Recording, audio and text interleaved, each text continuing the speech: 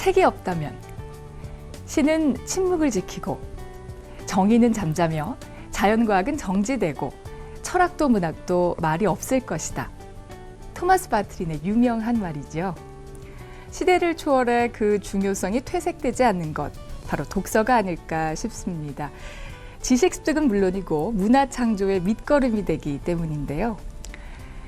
그러나 독서는커녕 하늘 한번 올려다볼 여유 없이 오늘 하루 달려오지는 않으셨는지요. 한 주가 저무는 시간, 잠시 일상을 내려놓고 TV 앞에 앉아보시겠습니까? 지식, 정보, 문화, 3요소를 꽉 채워 여러분을 찾아가는 TV 도서관에 가다 김보영입니다. TV 도서관에 가다는 대한민국 지식정보의 창고 국회 도서관을 여러분의 안방으로 옮겨왔습니다. 마치 도서관에 온 것처럼 양질의 지식과 정보, 풍성한 문화의 향기를 매주 생동감 있게 전달해 드리겠습니다.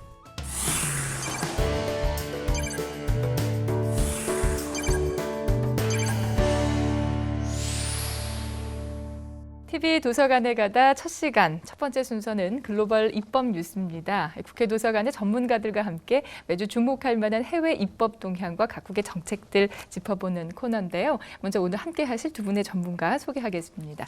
먼저 소준섭 해외자료조사관입니다. 안녕하세요. 네, 안녕하세요. 네, 박지원 법률자료조사관님입니다. 반갑습니다. 네, 자, 두 분께 이것부터 좀 여쭤볼게요. 보통 도서관 하면은 사서분들이 가장 먼저 떠오르거든요. 그래서 해외자료조사관, 법률자료조사관 하면 좀 생소한데 각각 어떤 일을 하는 일인지 좀 설명을 좀 해주세요. 소준섭 조사관님. 국회 도서관은 일반 도서관과 달리 국회의원들에 대한 입법 지원 활동을 핵심 업무로 하고 있는 도서관입니다. 네. 그래서 입법 활동에 있어서 외국 정책 및 법률에 대해서 의원실에서 질의가 올 경우에 저희가 그에 합당한 신속한 회답을 제공하고 있습니다. 네, 소준섭 조사관님 해외 자료 조사관이시고 현재 중국 담당이시잖아요. 네. 중국어 잘하시겠어요? 뭐 조금 하죠. 중국에서 또 거주했던 경험도 있으시다고 들었는데. 중국에서 석박사를 했습니다. 네, 그러시군요. 그 박지원 조사관님은 법률자료조사관으로 현재 영미법 담당이신데, 근데 법률자료조사관과 해외자료조사관 어떤 점이 다른 건가요? 저희는 일단 법률에 좀 더 특화된 쪽이라고 얘기할 수 있고요. 저희는 현재 7명이 있습니다. 근데 네. 7명이 전원이 다 법학 전공자들이고요. 그다음에 뭐 외국에 다 유학했던 경험들이 있고요. 그렇습니다. 네, 그렇군요. 자, 그럼 글로벌 입법 뉴스 본격적으로 문을 열어보겠습니다. 첫 번째 뉴스는 소준섭 조사관님께서 준비하셨죠? 중국의 형법 개정안 소식이라고요? 좀 전해주시죠. 예, 최근 중국이 형법 개정에 착수했습니다. 네. 중국 형법은 1979년에 처음 제정된 이후에 1997년 신형법 시행 이후 지금까지 총 8차례 수정을 해왔는데요. 네. 이번에 수정된 안은 제9번째 수정안으로서 지난달 27일 전국인대 상위의 1차 심의에 붙여졌습니다. 네. 전국인대 얘기하셨는데 전국인민대표대회, 우리나라 국회와 같은 기관이라고 볼 수 그렇죠. 있을까요? 전국인대가 총 규모가 3,000명에 이르는 그 대규모 조직이기 네, 때문에 네. 1년에 한 차례 전체 회의를 하고 그 이후에는 전부 상위에서 입법 활동을 모두 하고 있습니다. 그렇군요. 3,000명이나 정말 이 규모가 정말 굉장히 크네요. 네. 그러면 상임위에서 심의 중인 형법 개정안 구체적인 내용 좀 말씀해 주시죠. 예, 가장 눈에 띄는 부분은 역시 사형 죄목에 대한 축소입니다. 중국은 아시다시피 여전히 사형을 집행하고 시행하는 국가인데 지금 기존의 형법에서는 사형 죄목이 총 55개에 이르렀었습니다. 네. 그런데 이번 수정안에서 경제성 비폭력 범죄에 대해서 사형을 폐지했습니다. 네. 그래서 현재 남은 것은 46개 죄명의 사형 죄목이 있습니다. 그렇군요. 사실 중국 하면은 세계 최다 사형 집행국 이렇게 알려져 있는데 이렇게 축소된 배경은 어디에 있을까요? 아무래도 사형 제도에 대한 그 국제 여론을 다분히 의식한 것으로 보입니다. 중국은 그 앞으로도 비폭력 범죄부터 시작해서 차츰 폭력 범죄의 그 사형 제목도 네. 감소시킬 방침입니다. 네. 자, 그 외에도 또 어떤 내용이 이번 형법 개정안에 포함이 되어 있나요? 특히 주목해야 할 점이 이제 부패 범죄에 대한 처벌 강화 내용인데요. 네. 이 권력 남용에 의한 그 부당 이득에 대해서 본인만이 아니라 친족까지도 그 처벌 범위를 확대하고 네. 벌금도 크게 강화했습니다. 술의 액수를 5천 위안, 5만 위안, 그다음에 10만 위안 이런 액수로 양형 기준을 삼았는데 네. 이번에는 그런 액수 다과와 정황의 엄중성, 뭐 특별히 엄중하다, 비교적 엄중하다, 중하다 이런 그 세 가지 경우를 구분해서 그 범죄의 가장 엄중한 경우는 사형을 계속 유지하도록 했습니다. 그렇군요. 그러니까 정리를 하면 기존에는 구체적인 술의 액수에 대해서 처벌이 됐다면은 이제는 국가에 초래한 손실 등의 정황의 기준을 추가해서 3단계로 나눴다 이렇게 볼 수가 있겠군요. 자, 지금까지 중국의 형법 개정 소식 들어봤습니다. 두 번째 소식 이제 미국으로 넘어가 보겠습니다. 박지원 조사관님께서 미국 사회 뜨거운 감자라고 할 수 있는 마리화나 합법화 소식 가지고 오셨는데요. 이 뉴스 좀 소개해 주시죠. 예, 얼마 전에 미국 중간 선거가 끝났습니다. 네. 그 오바마 대통령이 뭐 참패로 끝났다라든지 이런 식으로 언론에 보도됐던 바로 그 중간 선거였는데요. 네. 소위 그 마리화나 투표라고 하는 걸로도 또 이슈가 됐던 그런 네. 투표입니다. 그래서 네.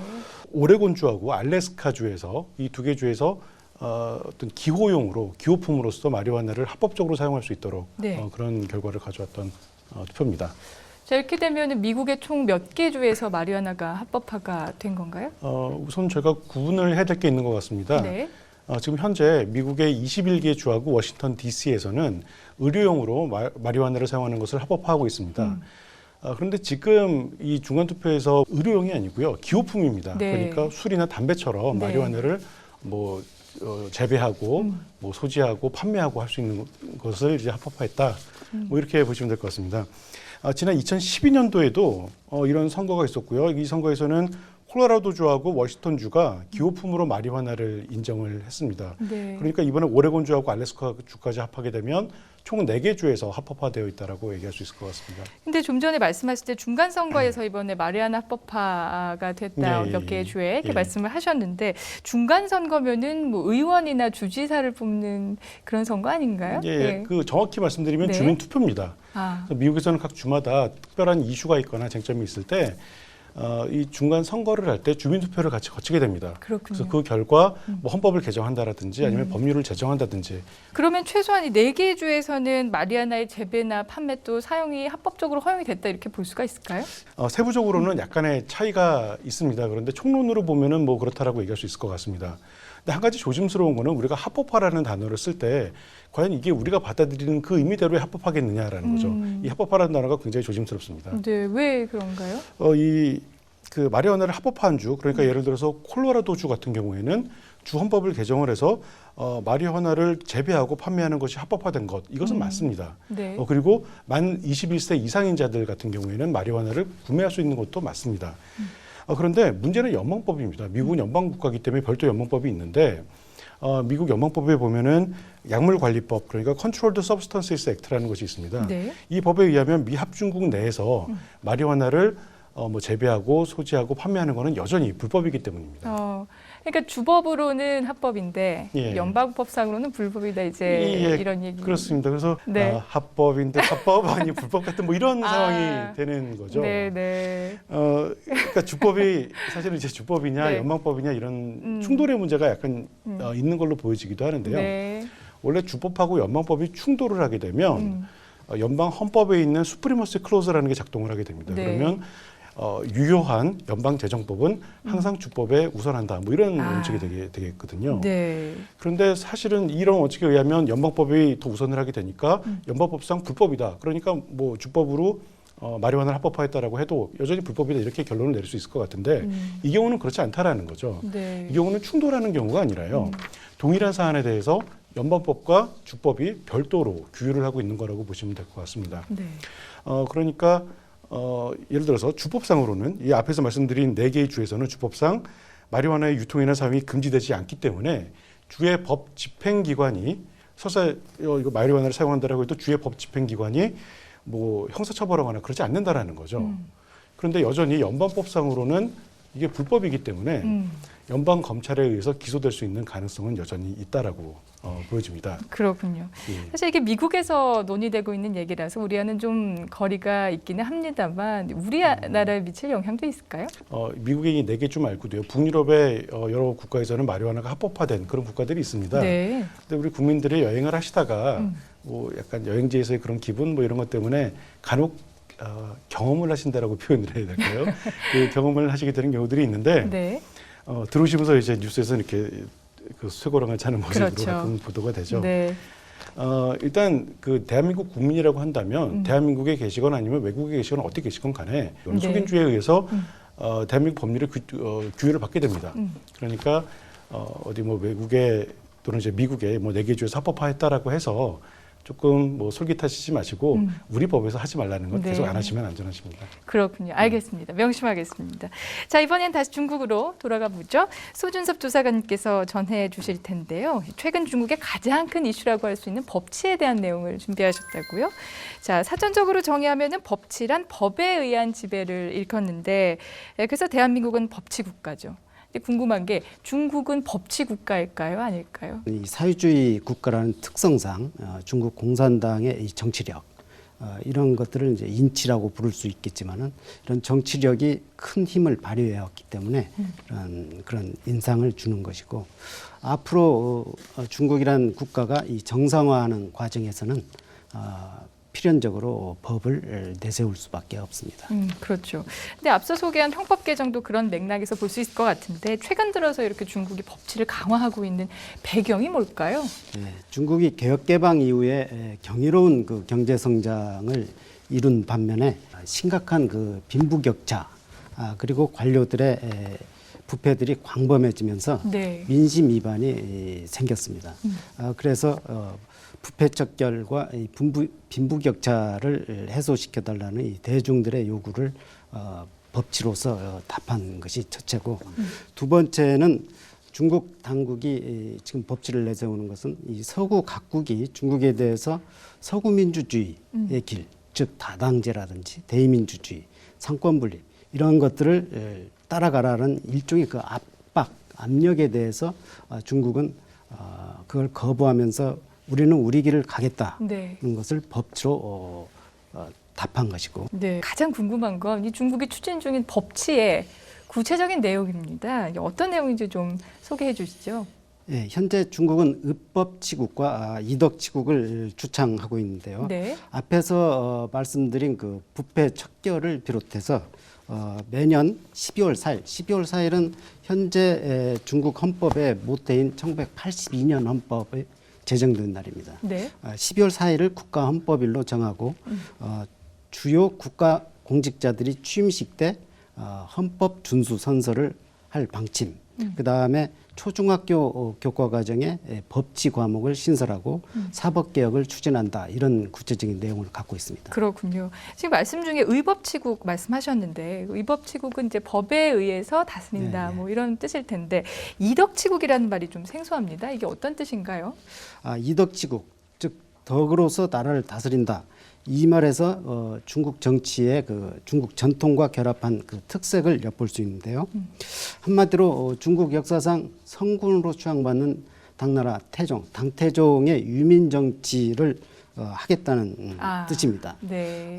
덕을 강조한다는 점에서는 어지린 그 인치와 덕치를 주장한 공자와 맹자의 그 유교 사상을 개성하면서 중국의 전통적인 성군의 이미지, 즉 백성들에게 인자하게 덕을 베푼다. 네. 그런 형군의 이미지를 부각시키자는 의도가 있습니다. 그렇군요. 그야말로 중국만의 독특한 법률 체계다 이런 생각이 드는데요. 중국의 이른바 법치주의 실험이라고도 볼 수 있을 것 같아요. 그런데 현재 중국 정부의 법치 강화에 대한 중국인들의 반응 궁금합니다. 시진핑 주석이 제일 처음에 부패 척결을 주창했을 때 중국 국민들은 또 의뢰 주장이겠거니 네, 생각을 네. 했는데 현재까지 아주 고위 간부 55명이 전부 낙마를 하고 그러나 지금도 그 관료들의 힘은 여전히 강고해서 그 어려운 싸움을 시진핑 주석은 그 국민들의 그 여러와 네. 같은 지지를 바탕으로 추진하고 있는 지금 형국입니다. 네, 좀 앞으로 지켜봐야 할 대목인 네, 것 네. 같습니다. 지금까지 중국의 입법 동향 살펴봤습니다. 자, 마지막으로 다시 태평양을 건너서 미국으로 가보겠습니다.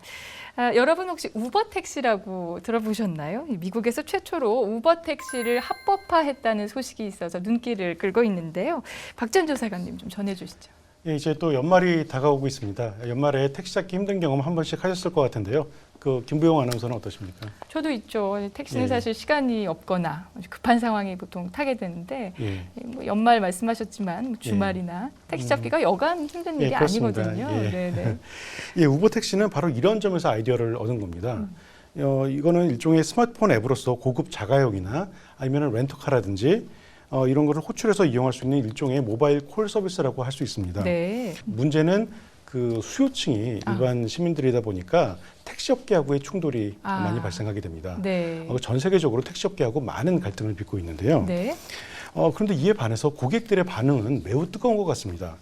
예를 들어서 지난 보도를 보니까 11월 4일 미국 중간선거 때 그 민주당이건 공화당이건 아니면 각 후보들이 이 우버 택시를 이용한 비율이 우버 택시를 이용한 것이 2,800건이라고 보도가 됐습니다. 네. 그런데 일반 택시를 이용한 거는 1,800건 정도밖에 안 되거든요. 그럼 더 많네요. 오히려 이게 우버를 1,000건 정도를 더 많이 이용했고요. 네. 이게 정치인들이 많이 이용한다고 하니까요. 당연히 예. 합법적인 거겠네요. 일단 그 우버 서비스의 종류에 따라서 조금 달라질 수 있을 것 같습니다. 네. 일반 자가용이나 아니면 렌트카 운전자하고 승객을 연결해주는 서비스가 주로 문제가 될 것 같습니다. 국내에서는 여객 자동차 운수사업법에 보면 유상 운송 금지 조항이 있습니다. 여기에 위반이 될 수 있다라고 보여지고요. 네. 그래서 이제 우버는 택시하고 승객을 연결하는 또 서비스를 새로 개발했다고 합니다. 독일에서는 우버 서비스 중에서 일반 운전자하고 승객을 연결하는 서비스에 대해서는 영업 금지 판결을 내린 바가 있고요. 프랑스 파리나 아니면 영국 런던 이런 등지에서도 이것을 불법으로 보고 있는 것 같습니다. 서울시도 지금 우버에 대해서는 불법으로 해석을 하고 있는 것 같습니다. 그런데 지난 10월 워싱턴 DC 의회가 미국에서도 최초로 이 우버 택시를 합법화했다는 내용이 언론에 보도되게 되었습니다. 네. 그 상당수 국가가 불법으로 여기고 있는데 왜 유독 워싱턴 DC에서는 우버를 합법화했는지 좀 더 자세히 살펴볼 필요가 있을 것 같습니다. 구체적으로 어떤 내용인가요? 예. 언론에서는 일단 우리가 합법화라고 보도가 되고 있기 때문에 모든 서비스들이 전면적으로 그냥 다 합법화된 것처럼 그렇게 오해될 수가 있어서 우리가 좀 자세히 살펴볼 필요가 있습니다. 네. 이 법률의 정확한 명칭은 Vehicle for Hire Innovation Amendment Act입니다. 네.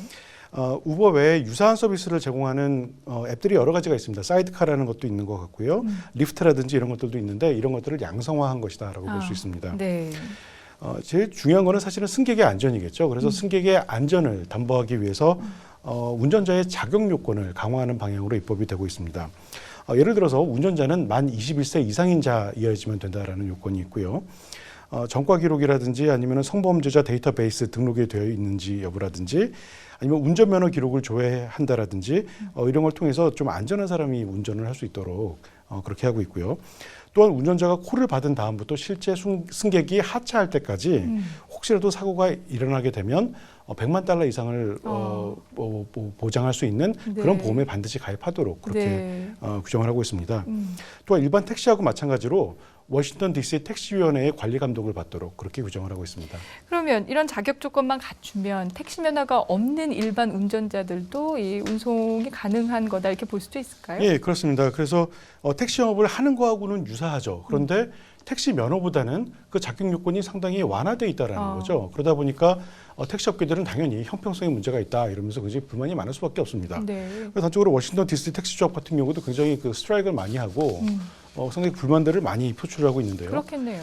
예, 그래서 이제 이 법 자체는 일종의 당근도 택시 측의 택시 조합 측에 제공을 하고 있는데요. 택시 운전자들 같은 경우는 원칙적으로 미터기에 찍힌 그 금액만큼만을 이제 운임으로 받을 수 있는데 반해서 우버 택시는 그렇지 않지 않습니까? 더 그렇죠. 높은 금액을 받을 수 있는데 네. 이런 걸 완화해서 택시 기사들이 만약 그 우버 같은 앱을 통해서 콜을 받았다라고 하면 약간 더 추가된 요금을 받을 수 있도록 그렇게 규정을 하고 있습니다. 그러면 이 법률이 워싱턴 DC뿐만 아니라 미국 전역으로 또 더 나아가서 뭐 우리나라나 또 다른 국가에도 영향을 미칠 수 있다고 봐도 될까요? 우버라는 게 사실은 음지에 있고 어떻게 보면 합법화되지 않은 그런 서비스임에도 불구하고 워낙 사용자가 많다는 점이 포인트인 것 같습니다. 그래서 네. 이 워싱턴 DC 법은 이러한 그 서비스를 법의 테두리 안에서 규율해야 된다라는 그런 현실적인 필요가 있기 때문에 아마 이렇게 입법을 하게 된 것이 아닌가 싶고요. 무엇보다 우리가 중요시해야 될 것은 바로 이용자의 안전이 아닌가 싶은 생각이 듭니다. 네. 따라서 앞으로 어떻게 전개될지를 좀 더 살펴보면서 우리 입법에도 참고를 해야 될 것 같습니다. 네, 후속 입법 진행되면 그때 또 소식 네, 전해주세요. 알겠습니다. 글로벌 입법 뉴스 오늘 저희가 준비한 소식은 여기까지입니다. 함께해 주신 박지원, 소준섭 조사관님 오늘 말씀 감사합니다. 고맙습니다. 네, 고맙습니다. 다음 코너는 국회의원이 추천하는 책 이야기, 바로 국회의원 서재인데요. 화면으로 만나보실까요?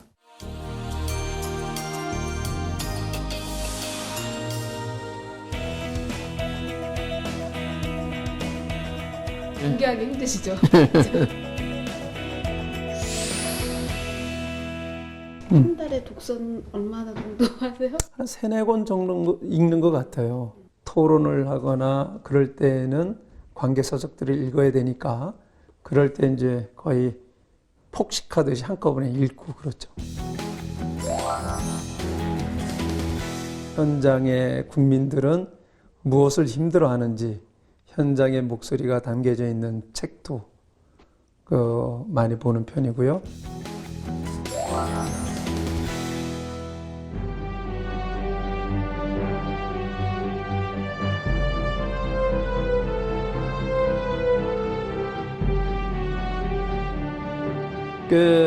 얼마 전에 드라마로도 아주 대히트를 쳤던 이 정도전입니다. 예.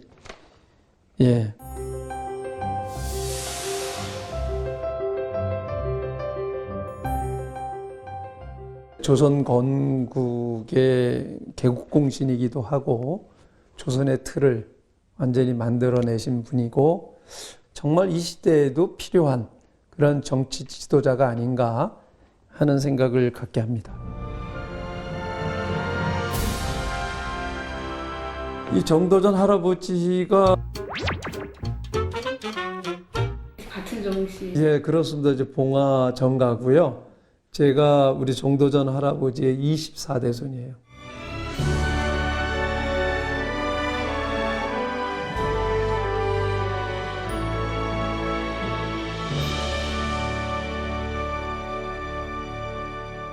정도전은 역적입니까? 영웅입니까? 아니면 간신입니까? 혁명가입니까?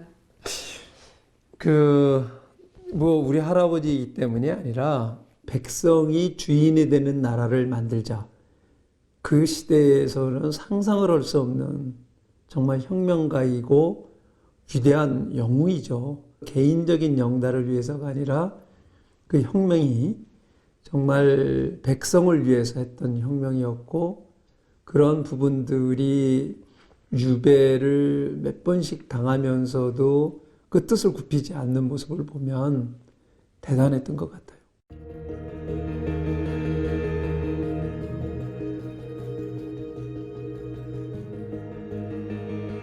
세 가지 정도 꼽으면 어떤 점이 좋으신가요? 우선 그분이 지향을 하는 것이 그 첫 번째는 청렴하다라고 하는 게 이제 그 본받을 점이라고 보고요. 두 번째는 본인을 생각하지 않고 정치하는 사람의 입장에서 국민 백성을 먼저 생각한다라고 하는 것. 세 번째는 끊임없이 현장 정치를 한다. 그래서 현장에 들어가서 백성들의 고초를 직접 보고 듣고 느끼고 그리고 그것을 그 정책에 반영하려고 했다. 작가가 새로운 접근 방법을 썼다. 그래서 정진이라고 하는 아들과의 그 아들이 그 아들과 그러니까 정도전의 손주와 함께 대화를 통해서 정도전의 그 면면을 부각시키지 않았는가.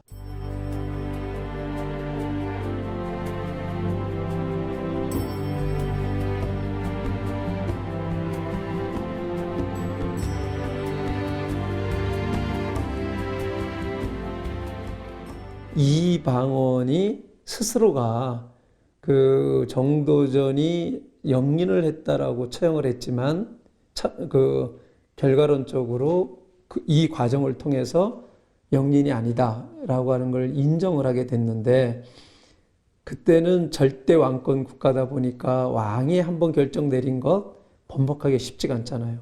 이러한 방법으로 그 세상에 그 정도전의 위대함이라든가 건국에 대한 공이라든가 이런 걸 보여주려고 했던 것이 아닌가.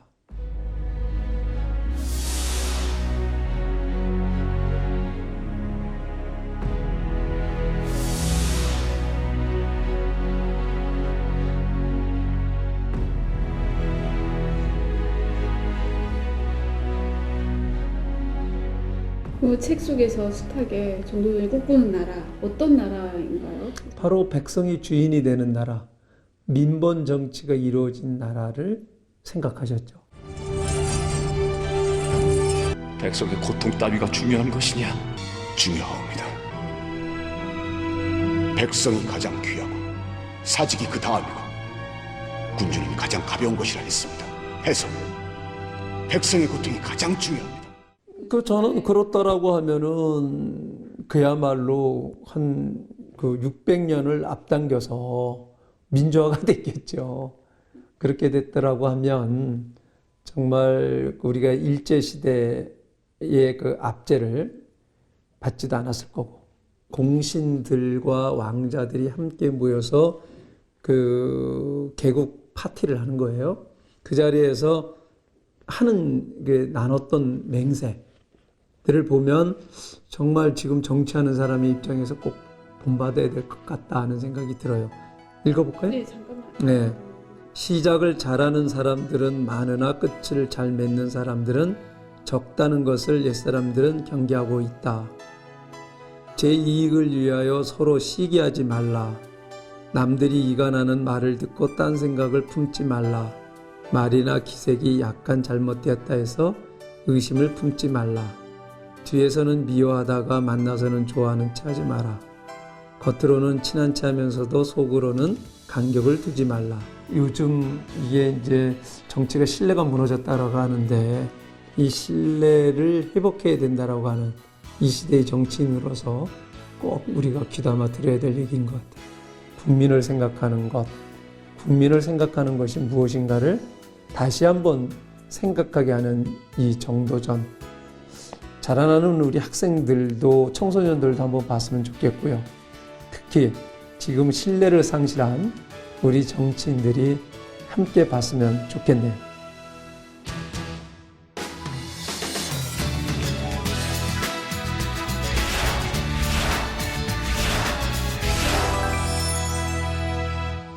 도서관이 권하고 전문가가 평가한다. 도관전평 시간입니다. 국회 도서관 서평위원회가 선정한 책을 해당 분야 전문가와 함께 짚어볼 텐데요. 먼저 오늘의 책 화면으로 만나보시죠.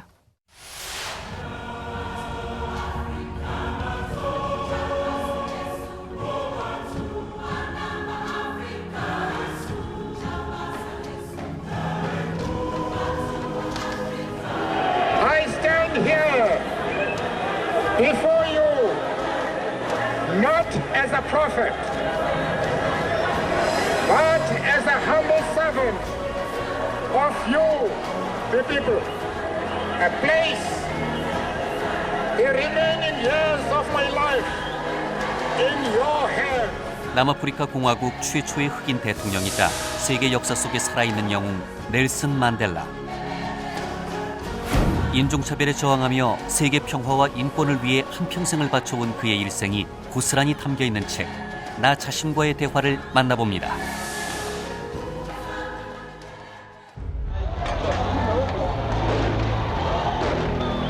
흑인 해방운동 당시의 일지부터 수감 생활 중 쓴 편지와 일기, 각종 서한과 연설문까지 개인 기록이 한데 어우러진 책은 우리가 몰랐던 그의 사생활과 인간적인 모습을 담아내고 있습니다.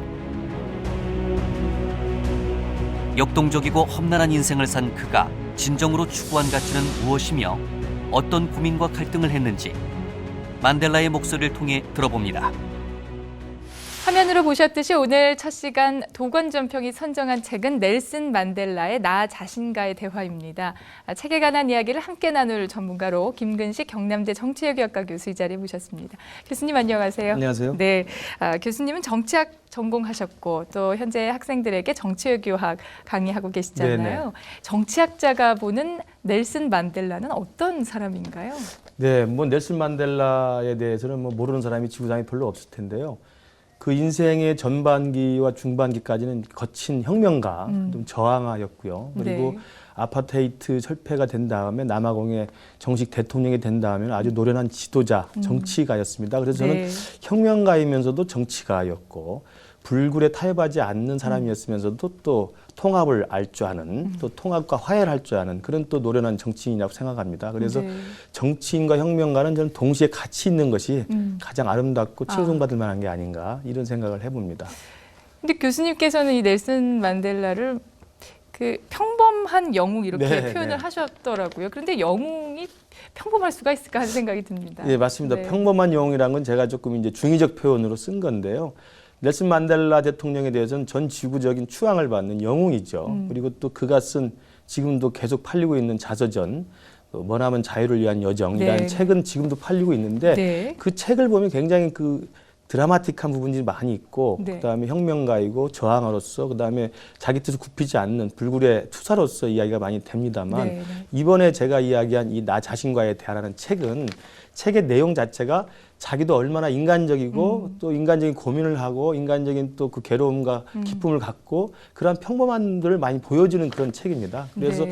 제가 봤을 때는 그 공식 자서전으로 나왔던 머나먼 자유를 향한 긴 여정이란 책은 우리로 치면 이제 공식 전기문 같은 것이기 때문에 네. 한편의 드라마라고 한다면 이번에 나온 이 책 나 자신과의 대화란 책은 평범한 자기의 모습들 드러낸 것이기 때문에 저는 네. 다큐멘터리에 가깝다라고 아. 봅니다. 그래서 영웅이지만 평범성을 보여주는 영웅 또 그 영웅의 평범한 단면들을 이 책에서는 아주 잘 드러내고 있는 게 아닌가 저는 그렇게 봤습니다. 네, 책에 대한 이야기는 잠시 뒤에 또 이어가도록 네. 하고요. 근데 지난해 12월에 만델라 대통령 타계 소식이 전해졌을 때 정말 그렇죠. 세계 각국의 추모 열기가 대단하지 않았습니까? 네, 네. 만델라가 그토록 위대한 지도자로 추앙받을 수 있는 저력 어디에 있다고 보시는지요? 예, 그 만델라 대통령이 작년 말에 서거했을 때 전 지구적인 추모 분위기가 있었는데요. 네.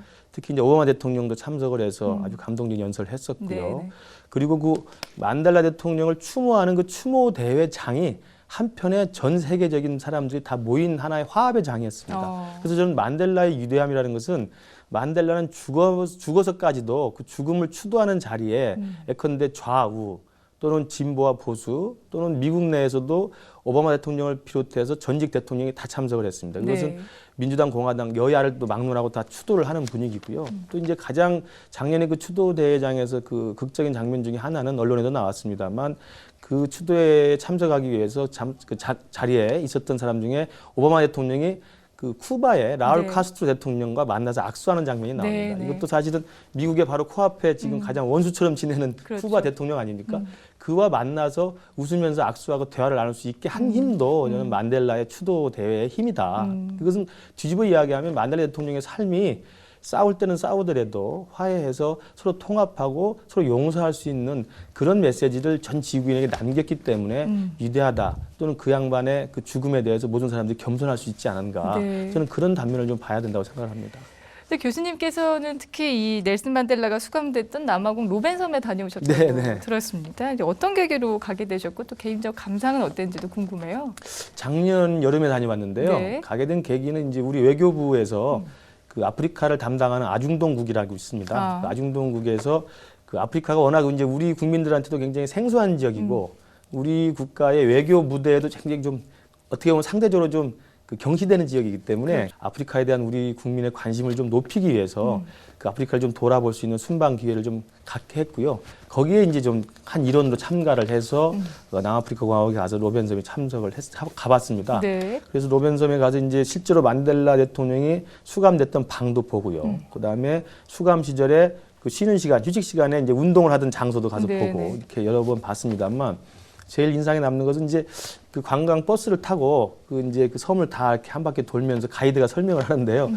그 로벤섬을 찾아온 사람은 정말 전 세계적인 각국의 모든 사람이 다 와 있습니다. 네. 그러니까 흑인, 백인은 말할 것도 없고요. 네. 유럽인과 미국 사람은 뭐 당연히 많이 있고 심지어는 남미 또는 지금 좀 민주화가 덜 됐다고 평가받는 중국 사람들도 많이 와 있고요. 네. 그다음에 중동인도 있고요. 우리는 당연히 한국 사람 같은 아시아인들도 많이 있고. 그래서 정말 전 세계적으로 만델라 대통령에 대해서는 굉장히 추앙과 존경을 하고 있는 게 아닌가. 이제 그런 걸 느꼈고 실제로 이제 만델라 대통령이 수감 시절에 운동했던 장소를 가보면 바로 그 담벼락 하나로 옆에 사람들하고 이제 운동을 하면서 대화를 할 수 있는 그런 장소입니다. 아, 그런가요? 예, 그래서 네. 이제 공을 차면서 옆방에 있는 자기 동지들과 대화를 했던 이런 이야기도 제가 듣고 그래서 굉장히 좀 감동적이었습니다. 그렇군요.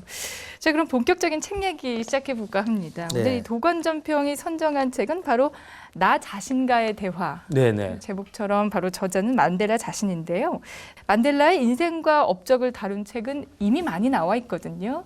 기존의 책들과 이 책이 차별화되는 점 뭐가 있을까요? 예, 아까 제가 말씀드렸습니다만 공식 자서전이나 그다음에 이제 제3자가 만델라 대통령의 전기문을 쓴 책이 많이 있는데요. 이 책이 눈길을 끄는 것은 아무런 주석과 설명이 없습니다. 네. 그냥 만델라 대통령이 태어나서 돌아가실 때까지 갖고 있었던 만델라 개인의 서류와 자료들을 모아놓은 겁니다. 아, 그러니까 제가 아까 도큐멘터리라고 말씀을 드렸는데 그러니까 크게 4가지 자료들로 모아져 있는데요. 하나는 그 만델라 대통령이 갖고 있었던 그동안의 그 대화록. 네. 그러니까 자기가 메모한 것들, 그다음에 그 수첩에 적었던 것들, 그다음에 또 비망록 같은 거 이런 네. 것들이 하나 있고요. 또 하나는 이제 감옥 시절에 감옥 27년이 살았기 때문에 감옥 시절에 바깥에 보내려고 썼던 편지들이 굉장히 많습니다. 네, 네. 물론 그 편지들의 대다수는 검열에 걸려서 나가지도 못했습니다. 네. 그러다 나중에 이제 돌려받고 했기 때문에 편지를 감옥에 쓴 게 굉장히 많고요. 또 하나는 이제 상대방과 대화를 하면서 대화를 녹취한 게 있습니다. 아. 테이프로 녹음해 놓은 게 있는데 그것도 네. 아주 재밌는 부분이 많이 나오는데요. 네, 네. 사적으로 이제 재밌게 이렇게 농담을 하는 부분도 많이 있고요. 그래서 이제 상대방과 대화를 한 대화 녹취록도 있습니다. 아. 그리고 이제 만델라 대통령이 이제 감옥에서 나와서 정치 활동을 하면서 다시 한번 자기 자서전을 좀 손보려고 미완성 원고를 좀 남긴 게 있습니다. 아, 이렇게 네. 크게 이제 4가지 종류의 그런 만델라 개인의 자료들을 모아서 그냥 묶어놓은 겁니다. 아무런 설명도 없습니다. 그러니까 본래 이 네. 넬슨 만델라가 메모광이었나 봐요. 그렇습니다. 메모광입니다. 아주 네. 재밌는 게 뭐냐면 거기 네. 나옵니다만 네. 어렸을 때 감리교회를 다니는데 감리교회를 다니면서 매년 그 교회의 신도증을 받게 돼 있습니다. 네. 그 4년 동안 신도증을 다 가지고 보관하고 있습니다. 아, 그 나이 들어서까지. 그렇군요. 그 정도로 자료를 잘 수집하고 네. 꼼꼼히 기록하고 메모하는 그런 성격으로 아주 잘 나타나 있습니다. 그렇군요. 네. 근데 이 책의 첫 장을 넘기면 눈에 가장 먼저 띄는 게 바로 서문인데 버락 오바마 미국 대통령이 서문을 그렇습니다. 썼더라고요. 두 사람이 어떤 특별한 관계에 있었나요? 그 개인적으로 친밀한 무슨 관계가 있었던 건 아니고요. 근데 이제 뭐 잘 알다시피 버락 오바마 대통령 하면 미국 사회에서 최초의 흑인 대통령이고 그렇죠. 또 우리 만델라 대통령은 가장 흑인이 차별받았던 남아프리카 공화국의 최초의 흑인 대통령 네, 아닙니까? 네. 아마 그런 이제 최초의 흑인 대통령이라는 점에서 운명적으로 아마 이제 연결이 돼 있는 것 같고요. 그 오바마 대통령이 서문을 썼습니다만 오바마 대통령 워낙 나이 차이가 많이 나기 때문에 네. 자기가 이제 이른바 이제 사회 운동가로서 또 정치인으로서 활동을 시작할 때 만델라 대통령의 그 인종차별 철폐 정책 네. 그거에 대한 운동에 이제 굉장히 감동을 받아서 시작을 했다는 이야기가 많이 나오고요. 그다음에 실제로 제가 찾아보니까 만델라 대통령하고 오바마 대통령이 직접 대면한 경우는 2005년에 딱 한 번 있더라고요. 네. 2005년에 그때는 이제 오바마 대통령이 아니고 연방 상원의원이었던 시절에 만델라 대통령이 이제 워싱턴을 방문하는데 거기에서 잠깐 대면한 기록이 나오고요. 그다음에 이제 오바마 대통령이 당선된 이후에는 이제 수시로 전화를 하거나 편지를 해서 서로 의견을 교환한 적은 있습니다. 네. 그리고 작년 2013년 6월에 오바마 대통령이 미국의 현직 대통령으로 이제 남아공을 방문했는데 그때는 네. 이미 만델라 대통령이 굉장히 병환 중이어서 직접 보지는 못하고 쾌차만 빌고 네. 돌아왔고 그리고 12월에 이제 돌아가셔서 아. 추도대에 참석해서 추도사를 한 것으로 되어 있습니다. 개인적으로 넬슨 만델라에게 영향을 많이 그렇습니다. 받았다고 볼 수가 있겠군요. 예. 자, 서문에 이어지는 게 바로 목차인데 이 책은 참 목차도 네, 네. 독특하더라고요. 4개의 파트로 구분되어 있는데요. 첫 번째가 목가, 두 번째가 드라마, 세 번째가 겨사시, 네 번째가 희비극. 이게 어떤 순서인지 이 부분에 대한 설명 좀 해주세요.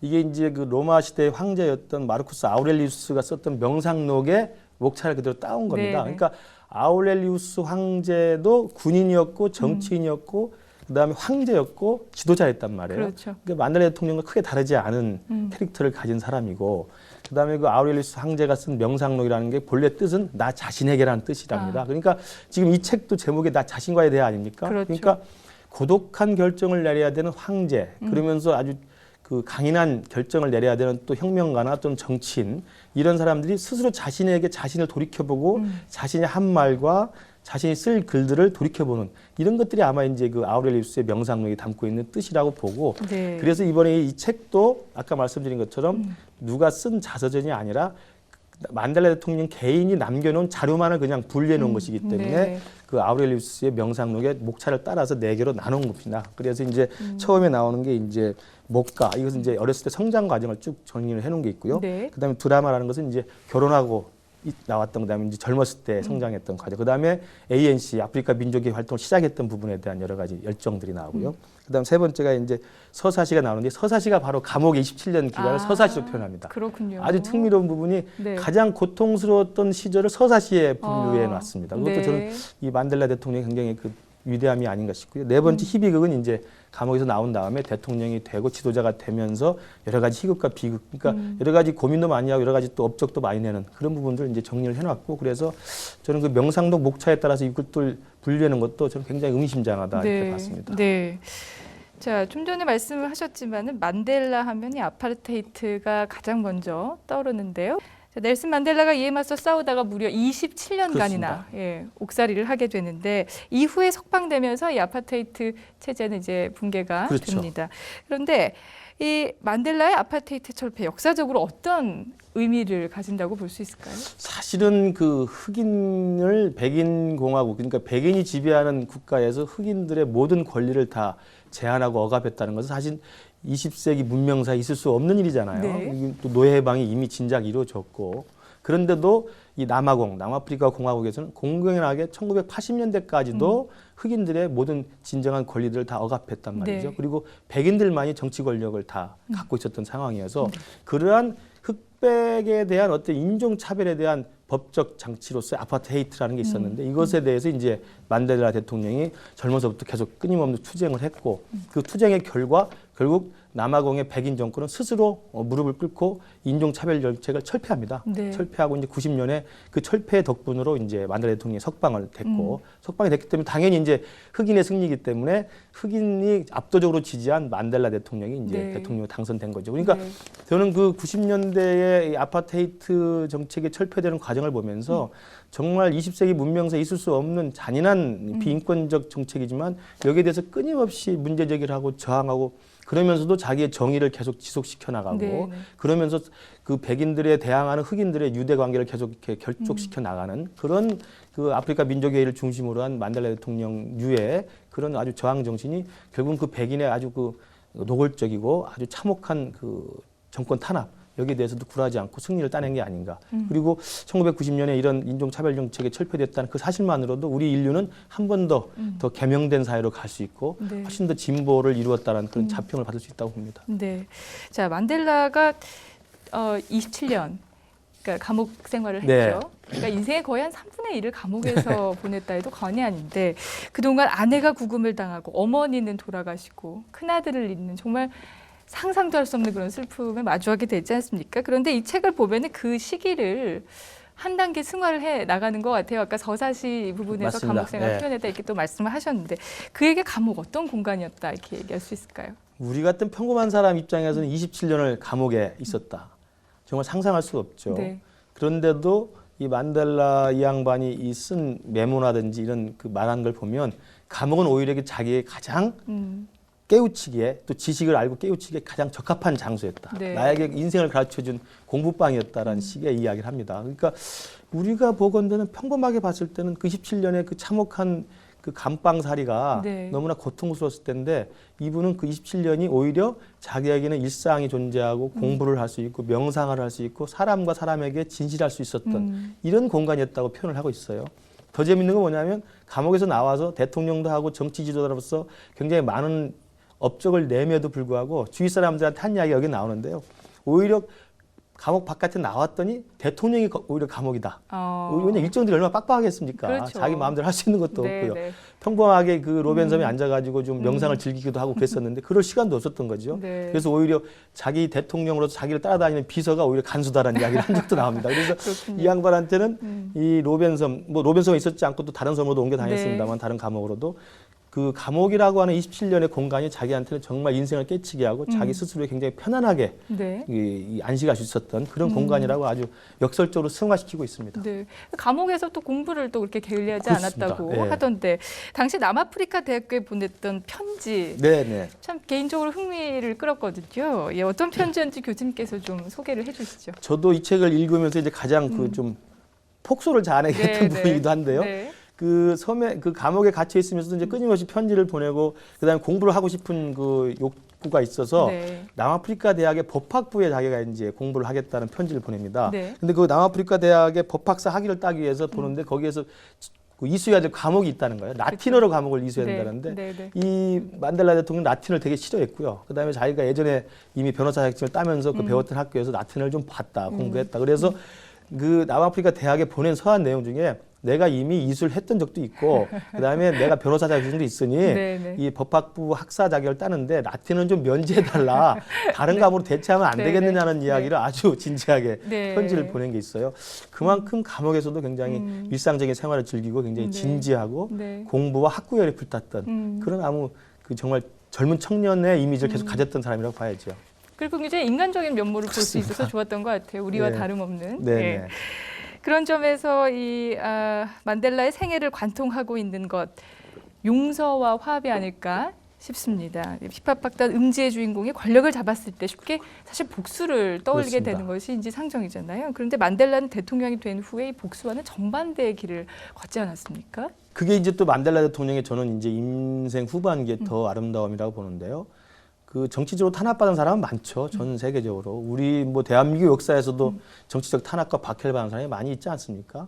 그러나 정치적으로 엄청난 탄압을 받았던 사람이 자기가 이제 권좌에 올라서 자기가 최고의 권력을 행사하게 됐을 때 자기를 탄압한 가해자들을 용서한다는 건 쉬운 일이 아니거든요. 그렇죠. 그건 굉장히 쉬운 일이 아닙니다. 저가 봐도 개인적으로 쉽지 않을 것 같아요. 그렇죠. 나를 욕했던 사람, 나를 구박했던 사람에 대해서는 끝까지 이게 남아있는 거 아니겠습니까? 그런데 만델라 대통령은 자기가 남아공의 이제 대통령이 돼서 백인 정권에 대한 과거 청산을 할 때 적지 않은 흑인 세력 중에서 이건 진짜 퍼니시, 그러니까 처벌해야 된다. 이런 이야기를 많이 했음에도 불구하고 만델라 대통령은 진실과 화해위원회라는 걸 만들어서 네. 백인 정권이 했던 것들 진상을 규명하고 진실을 정확히 참여를 하면 용서를 했던 것으로 다 정리를 합니다. 네. 그래서 자기가 가장 큰 핍박을 받았던 피해자였습니다만 자기가 최고의 권력을 가졌던 그 순간에도 오히려 자기를 가해했던 사람들과 세력에 대해서는 용서와 화해와 그리고 남아공 전체를 통합으로 이끌어갔던 백인과 흑인이 더 이상 싸워서는 안 된다라고 하는 통합의 정신으로 국가를 이끌었던 그런 대통령이기 때문에 저는 오히려 탄압받고 27년 동안 감옥살이 한 개 문제가 아니라 나와서 대통령이 된 다음에 이런 결단을 내린 게 제가 볼 때는 더 아름다운 부분이다. 저는 평가를 한다고 봅니다. 네. 1964년 리보니아 재판장. 인종차별 정책에 항거하던 만델라는 내란 혐의로 재판을 받게 된다. 모든 사람은 평등합니다. 그런 이상을 위해 필요하다면 언제라도 죽을 준비가 돼 있습니다. 결국 그는 종신형을 선고받는다. 백인 정권을 응징하고 만델라를 석방하라! 전 세계로 번진 만델라 석방운동으로 수감 27년 만에 그는 석방되고 마침내 인종차별 정책은 폐지된다. 평화와 자유의 이름으로 국민 여러분을 맞이합니다. 여러분의 천한 종으로 이 자리에 섰습니다. 만델라를 대통령으로! 만델라를 대통령으로! 아닙니다. 저는 그저 봉사의 길을 걷겠습니다. 어떤 자리도 원치 않았던 그였지만 결국 남아공 최초의 흑인 대통령이 됐고 자신을 탄압했던 백인 독재 정권을 전적으로 포용했다. 복수의 마음을 갖는 한 영원히 마음의 감옥 속에 갇혀 있을 겁니다. 용서는 하되 잊지는 말아야 합니다.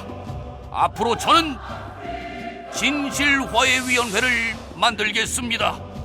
갈등 대신 공존, 증오 대신 화해를 택함으로써 세계인의 가슴에 만델라는 진정한 영웅으로 남아있다.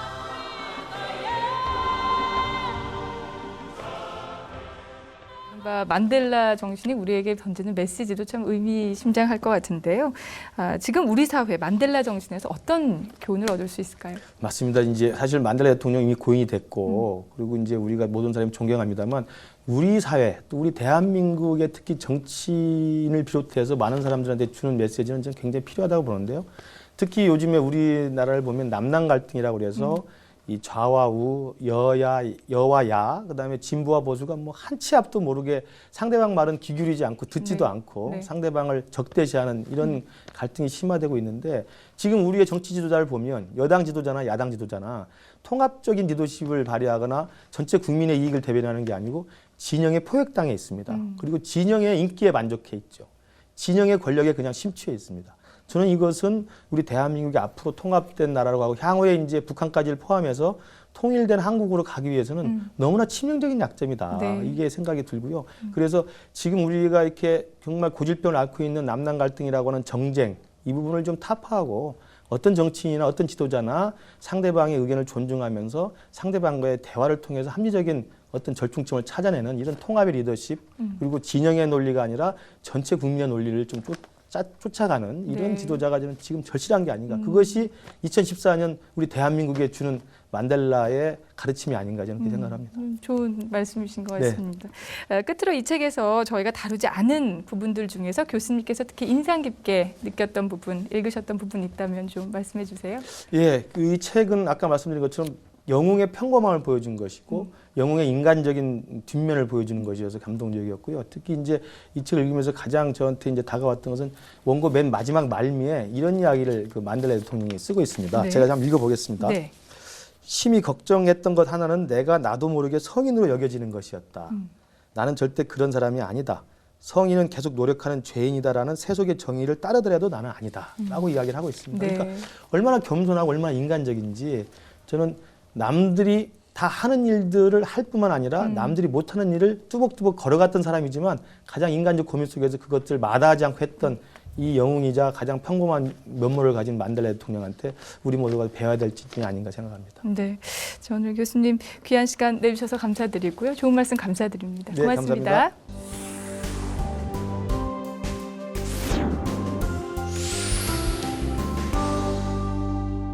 한 주 동안 나온 새로운 책들을 만나보는 시간 신간 산책입니다. 국회 도서관이 엄선해 선정한 따끈따끈한 신간들을 분야별로 다양하게 소개해드리려고 하는데요.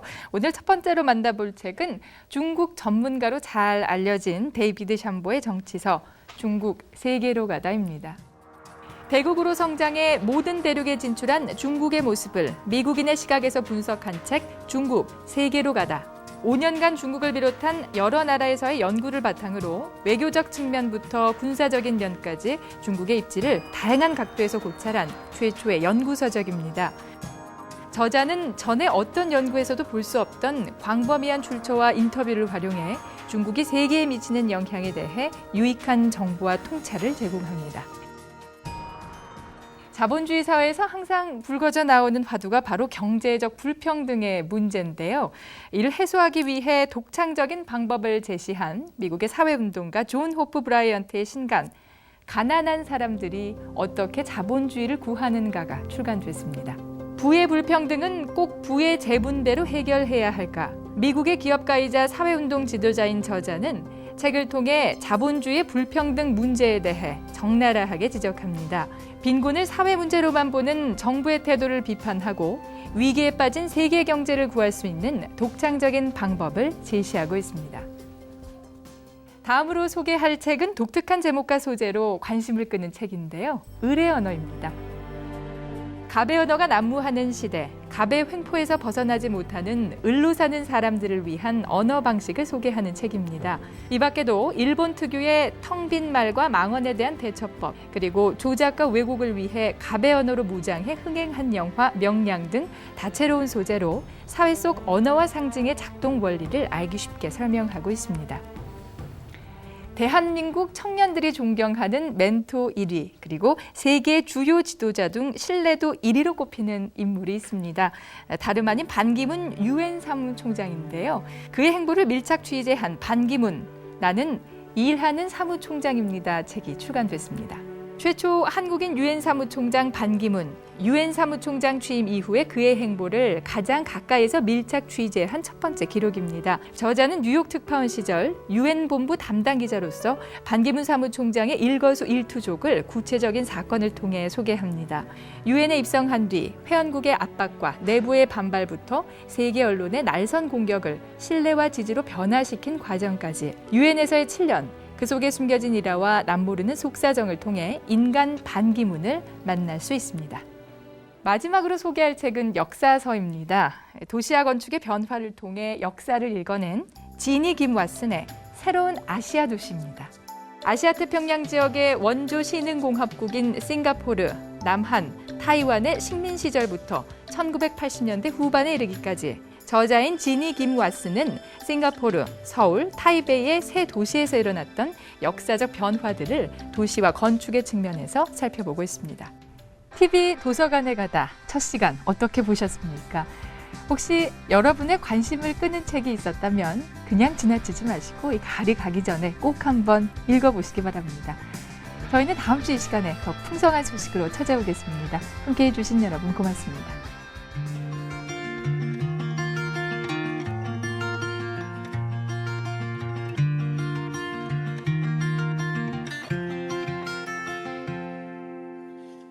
So while turning in my sheets, and once again I cannot sleep, walk out the door and up the street, look at the stars beneath my feet, remember rights that I did wrong.